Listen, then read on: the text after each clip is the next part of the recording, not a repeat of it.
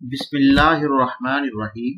I am Dr. Majid Rashid, Assistant Professor of Islamic Studies, Institute of Humanities and Arts from Khaja Farid University of Engineering and Information Technology, Rohingya Khan, Pakistan. میں COMSATS university اسلام آباد Lahore campus کی تمام انتظامیہ کا دل کی اتھاہ گہرائیوں سے شکریہ ادا کرتا ہوں جنہوں نے اس عظیم الشان کانفرنس میں مجھے اپنی تحقیق پیش کرنے کا موقع فراہم کیا.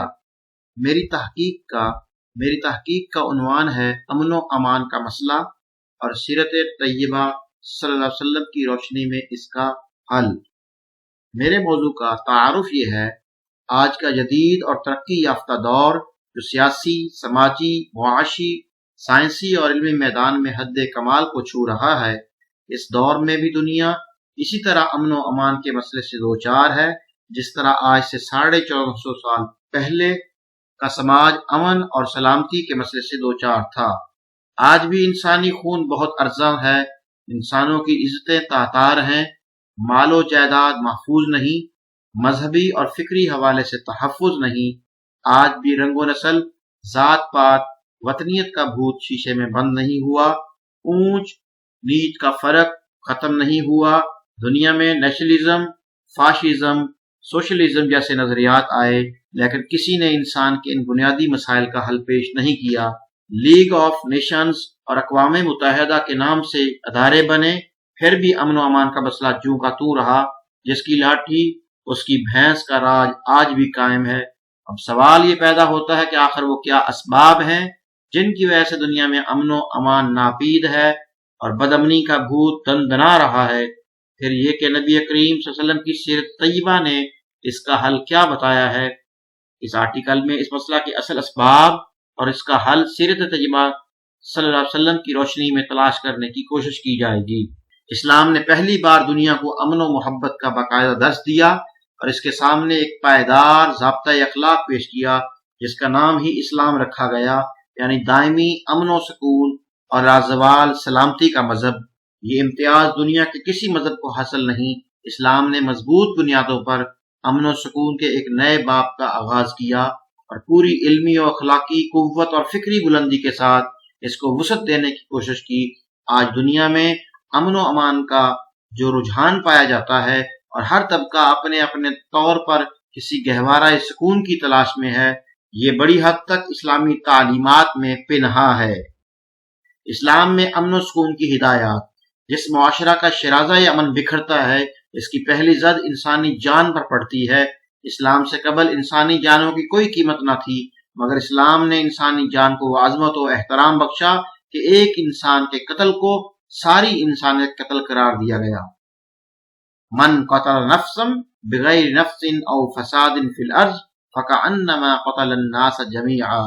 اسی آفاقی تصور کی بنیاد پر قرآن اہل ایمان کو امن کا سب سے زیادہ مستحق اور علمبردار قرار دیتا ہے. ارشاد باری تعالیٰ ہے: فَأَيُّ الْفَرِيقَيْنِ أَحَقُّ بِالْأَمْنِ إِن كُنتُمْ تَعْلَمُونَ الَّذِينَ آمَنُوا وَلَمْ يَلْبِسُوا إِيمَانَهُمْ بِظُلْمٍ أُولَٰئِكَ لَهُمُ الْأَمْنُ وَهُمْ مُهْتَدُونَ. احادیث میں بھی زمین میں امن و امان برقرار رکھنے کے سلسلے میں متعدد ہدایات موجود ہیں. رسول اکرم صلی اللہ علیہ وسلم نے صاحب ایمان کی علامت یہ قرار دی کہ اس سے کسی انسان کو بلا وجہ تکلیف نہ پہنچے. المسلم من سلم المسلمون من لسانه ويده والمؤمن من امنه الناس على دمائهم واموالهم. ایک اور موقع پر ظلم و تنگ نظری سے بچنے کی تاکید کرتے ہوئے پیارے محبوب صلی اللہ علیہ وسلم نے ارشاد فرمایا: اتقوا الظلم فإن الظلم ظلمات یوم القیامہ.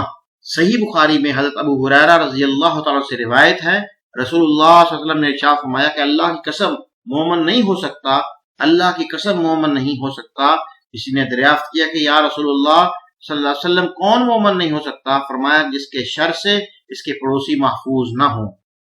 حضرت جریر بن عبداللہ روایت کرتے ہیں کہ رسول اللہ صلی اللہ علیہ وسلم نے ارشاد فرمایا: لا یرحم اللہ من لا یرحم الناس.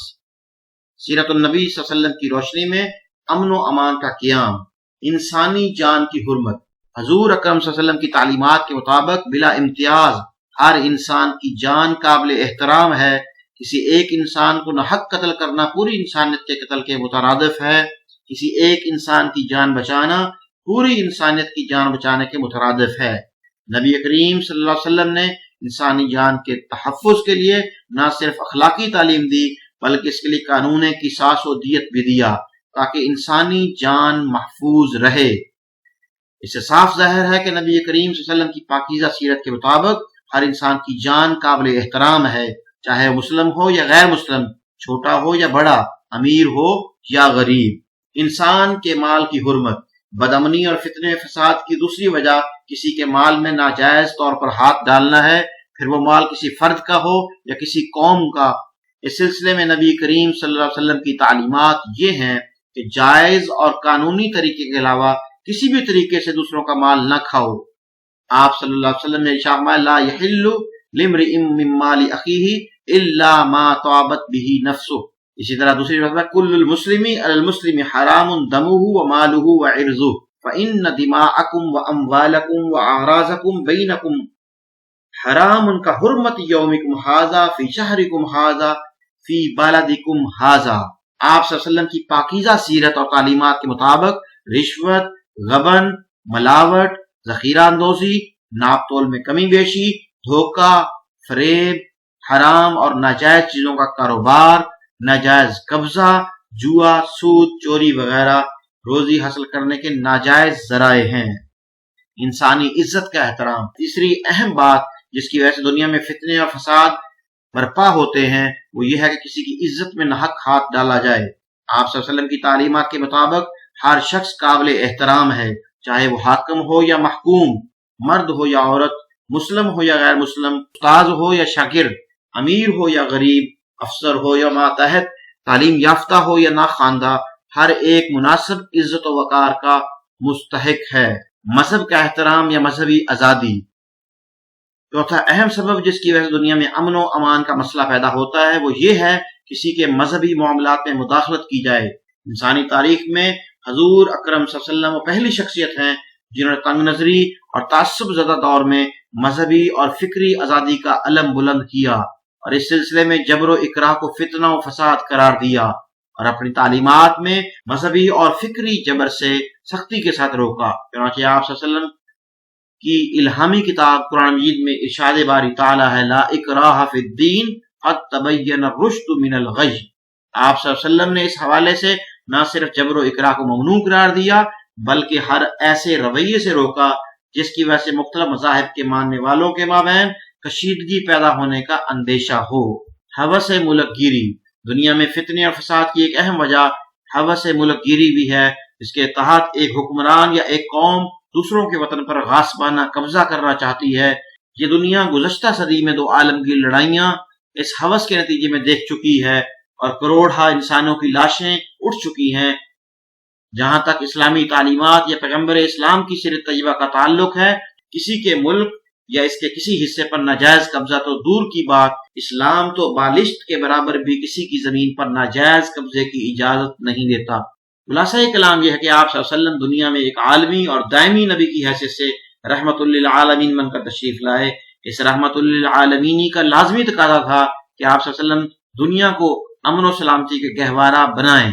بعثت نبوی کے وقت دنیا فتنہ و فساد کی اماج گاہ بنی ہوئی تھی، کسی کی جان محفوظ تھی، نہ مال، نہ عزت، نہ راستے محفوظ تھے۔ پیارے نبی صلی اللہ علیہ وسلم نے ایسا ذہنی اور عملی انقلاب پیدا کر دیا۔ اب اکیلی خاتون صنعاء سے بیت اللہ کا سفر کرتی تھی، اسے کسی رہزن کا ڈر نہ تھا۔ امن و سلامتی کے حوالے سے حضور نبی اکرم صلی اللہ علیہ وسلم کی تعلیمات اور ہدایات پر آج بھی عمل کیا جائے تو ساری دنیا امن و سلامتی کا گہوارہ بن سکتی ہے۔ یہ محض عقیدت کا اظہار نہیں بلکہ کھلی حقیقت ہے۔ حضور نبی اکرم صلی اللہ علیہ وسلم اپنی تعلیمات اور اسوہ اور عملی اقدامات کی روح سے بلا شبہ اور بلا مبالغہ ساری انسانیت کے لیے رحمت اور امن و سلامتی ہیں۔ اللہ تعالی ہم سب کو امن و سلامتی کے قیام کا ذریعہ بنائے۔